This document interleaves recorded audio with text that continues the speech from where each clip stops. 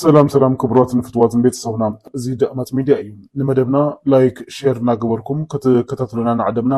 ነዚ ቻነል ሓደሽ ዝኾንኩም ድማ ሳብስክራይብ በመግባር ቤተሰብና ኾኑ ንሕዚ ዝተፈላለዩ እዋናዊ ኢልና ዝሓረናዮም ሓበሬታታት ሒዝናልኩም መፂና ኣለና ክሳብ ፍጻመት መደብና ምሳና ክፀንሑ ዕድመና እዩ ነዚ መደብ እዚ ነዚ ቪድዮ እዚ ቅድሚ ምርኣይኩም ላይክ ናበልኩም ጀምርዎም ናፍቲ ፈላማይ ሓበሬታና ክንሓልፍ ፍትወትን ክቡራትን ቤተሰብና እቲ ፈላማይ ሓበሬታና ብዛዕባ ቲክቶከር አዶናይ ዝምልከት ሓበሬታ እዩ።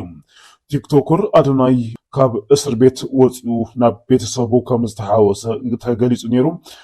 እቲ ዝጥቀመሉ ዝነበረ ማለት እውን ልዕሊ 4 ሚልዮን ተኸታሊ ዝነበሮም ቲክቶክ አድራሹ እውን ክጥቀም ከም ዘይተፈቀደሉ እዩ ተሰሚዑሎም። እዚ ቲክቶክ እዚ ከይጥቀም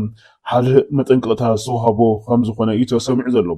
ባዕሉ ቲክቶከር አዶናይ ነቲ ምክንያት ክገልጾ አይደልየን ብዝተፈላለየ ምክንያት ኢሉ እዩ ሓሊፍዎም። ይኹን እምበር ሓደ መጠንቀቅታ ከይጥቀመሉ ከም ዝተነገሮ እዩ ዝግለጽ ዘሎ። በዚ መሰረት ድማ ሓዱሽ ናይ ቲክቶክ አድራሻ ከፊቱ የፋልጠሎም። ኣብ ሓደ መዓልቲ ምባለ ይከኣልን ኣብ ውሽጢ ሒደት ሰዓታት ልዕሊ 100,000 ተኸታሊ ማለት እውን ፎሎወር ድማ በፂሕሎም። አዶናይ ኣብ መንእሰይ ዘለዎ ተቐባልነት ክሳብ ክንደይናይ ብጣዕሚ ዓብዪ ምዃኑ እውን ሓደ መርኣያ እዩ። አዶናይ ክፍታሕ ዝገበርኩም ዓበይቲ ዓድን መራሕቲ ሃይማኖትን ሽማግለን ኦሮምያ ዓብዪ ምስጋና ይብፃሕኩም። ከምኡ ድማ ካልኦት ዝምልከተኩም አካላት ብፍላይ ድማ ኣብዚ ናይ ቲክቶከር አዶናይ ክፍታሕ ዝገበርኩም ፃዕሪ ምስጋና እዩ ዝግበአኩም። ይኹን እምበር ሕዚ እውን እቲ ካልኣይ ዝጀመሮ ቲክቶክ ንካልኣይ ግዜ ተዓፂሉ። ቲክቶከር አዶናይ ኣብ ማሕበራዊ ሚድያ ዝገብሮ ዘሎ ብፍላይ ድማ ኣብ ቲክቶክ ዝገብሮ ዘሎ ምንቅስቃስ ዝተፈላለዩ ፀገማት እናጋጠምዎ እዩ ዝርከብ። ሕዚ እውን ንሳልሳይ ግዜ ካሊእ ክኸፍት ምዃኑ እዩ ሓቢሩ ዘሎ ወይ ድማ እቲ ተዓፅዩ ዘሎ ንምምላስ ፃዕሪ ይገብር ከም ዘሎ ገሊጹ ኣሎ። እቲ ካሊእ ሓበሬታ ብዛዕባ ኣይተ ኣማኒኤል ሰፋ ዝገልጽዎ ሓበሬታ እዩ። ኣይተ ኣማኒኤል ሰፋ ማለት ምክትል ፕሬዚደንት ግዚያዊ ምምሕዳር ትግራይ ምስ ብልጽግና ወይ ድማ ምስ ቀዳማይ ሚኒስትር አብይ አሕመድ ክንራኸብ ኢና ተራኺብና ድማ ክንዝቲ ኢና ብፍላይ ድማ ምስ ናይ ኣብ ትግራይ ዘለዉ ነጋዶ ዝምልከት ጉዳይ ክንዛተ ኢና ክብል ገሊጹሎም። ፀገም ማሕበረሰብ ንግዲ ትግራይ ንምፍታሕ ምስ መንግስቲ ፌደራል ከም ዝዝቲ እዩ ገሊጹ ዘሎ። ብሰንኪ ናይ ወለድ ዝተኣከበ ውዙፍ ዕዳ ንብረተሰብ ሃፍቲ ትግራይ ናብ ሓራጅ ከይወፅእ ምስ መንግስቲ ፌደራል ብምርድዳእ ከም ዝስራሕ ምክትል ፕሬዚደንት ግዚያዊ ምምሕዳር ትግራይ ኣይተ ኣማኒኤል ሰፋ ገሊጾም ኣለዉ። ኣይተ ኣማኒኤል ሰፋ ኣብ ዙርያ ልቓሕ ባንክን ዝተመሓየሸ ኣዋጅ ኣታዊ ግብሪ ኣመልኪቱ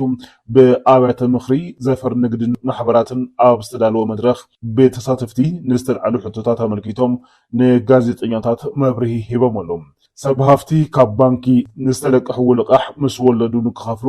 ብብሔራዊ ባንኪ ዝተዋሃቦም ገዘ እፎይታ 18 ኣዋርሕ ይዛዘም በምህላው ነጋዶ ክንጉዳእ ኢና ዝብል ስግኣት ከም ዝሓደሮም ድማ ኣብቲ መድረኽ ኣልዒሎም እዮም።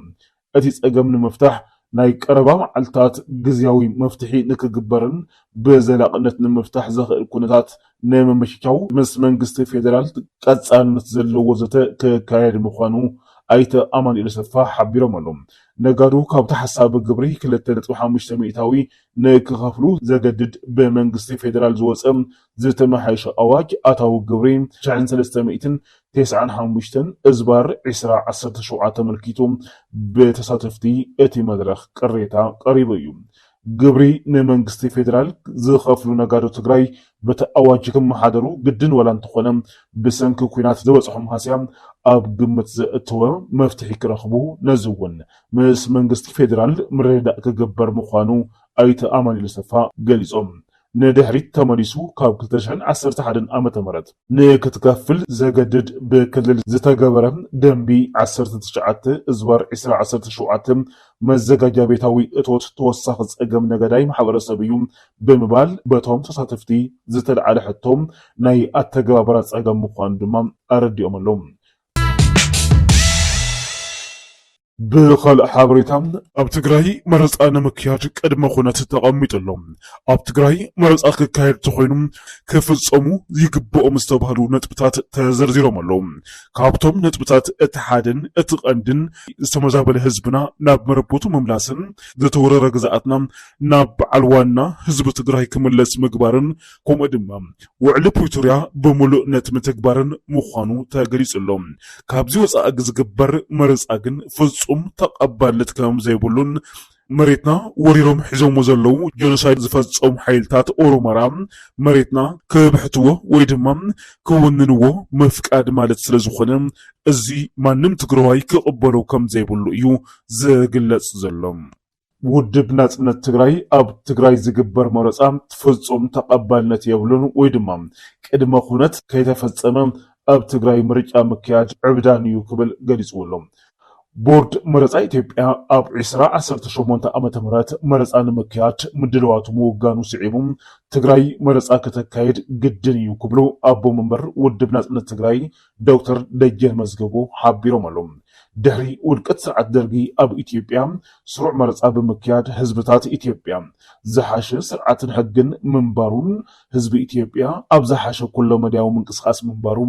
ዝሓበሩ እቶም ኣቦ መንበር እቲ ውድብ ህዝቢ ትግራይ ንዝተፈጸሞ ጽንተት ተሓታትነት ኣብ ዘይተረጋገጸሉን ፍትሒ ኣብ ዘይተረኸበሉን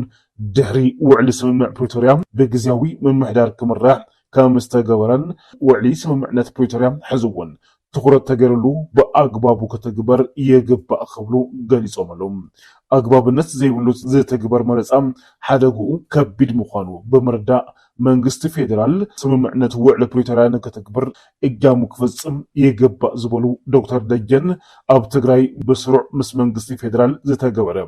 ዕርቂ ከም ዘየለን ኣብ ክልል ዝኮይንካ መረጻ ምክያድ ትግራይን ህዝባን ናብ ዓዘቕቲ ምእታውን ሕዝውን ሰላሕታዊ ጽንተት እናተፈጸመን ተጠናኺሩ ንክቐጽልን ዝገብር ኣካይዳ ምዃኑ ክንርዳእ ይግባእ ኢሎም ኣሎም ኣብ ትግራይ ዝፍጸሙ ዘለዉ ኣነወርቲ ተግባራት ብኣጋ ክንኩንኖምን መናእሰይ ትግራይ ተስፋ ሰኒቆም ዓዶም ዘልምዕሉን በሰላማዊ መንገዲ ኣብ ዓዶም ዝነብረሉ መስርሕ ንክህሉ ብዕቱብ ክስርሕሉ ከም ዝግባእን መላእ ህዝቢ ትግራይ ዝኣምኑ ሓቋፊ ግዝያዊ ምምሕዳር ክመስረት ከም ዘለዎን ዶክተር ደጀን ጸዊዖም እዮም እዚ ኣብ ፍርቂ ትግራይ መረጻ ክካየድ ምፍቃድ ማለት በጀኖሳይዳዊ ወራር ጸላእቲ ተቆጻጺሮሞ ዘሎ መሬት ትግራይ ንኦሮሞራ ኣሕሊፍካ ምሃብ ማለት እዩ ስለዚ ፍጹም ሕዚ ዝግበር መረጻ ተቀባልነት የብሉን ብፍላይ ድማ ዝተመዛበለ ህዝብና ናብ መረበቱ ከይተመለሰን ብግዝኣታዊ ሓድነት ትግራይ ከይተረጋገጸን ብሓፈሻ ድማ ውዕሊ ፕሪቶሪያ ከይተፈጸመ ኣብ ትግራይ ዝግበር መረጻ ፍጹም ተቀባልነት የብሉን ዝብሉ ወገናት ድማ እናበዝሑ ይርከቡ بخالق حابريتا كابيرو بريزيدنت تግራይ ዝወጽ ሓበሬታ ድማ ከም ዝስዕብ ኢሉሎም ፕሬዚደንት ታደሰ ወረደ ሓደ ደስ ዝብል መልእኽቲ ወይ ዝሕጉስ መልእኽቲ ኣሕሊፎም ኣሎም ህዝብና ይቕሰን ክብሉ ድማ ፕሬዚደንት ታደሰ ወረደ ገሊጾም ኣሎም ፕሬዚደንት ታደሰ ወረደ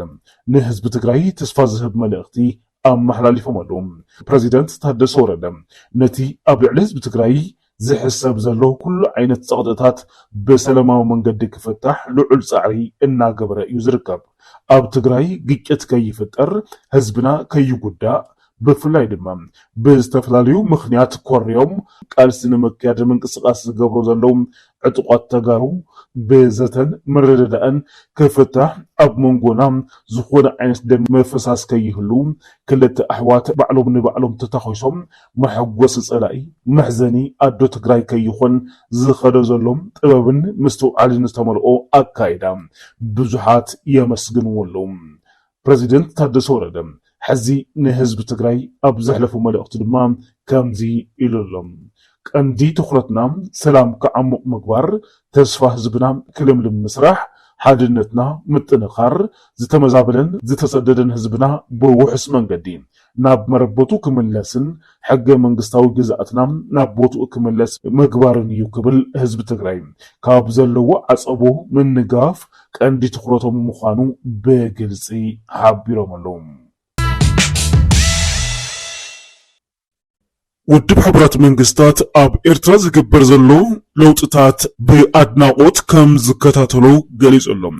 ብፍላይ ድማ መንግስቲ ኤርትራ ኣብ ዝሓለፈ ሰሙናት ዝገብሮ ዘሎ እስራት ምፍታሕ ውድብ ሕቡራት መንግስታት ዓብይ ኣድናቆትን ኣኽብሮትን ከም ዘለዎ ገሊጾሎም። ብፍላይ ድማ ኣብ ኤርትራ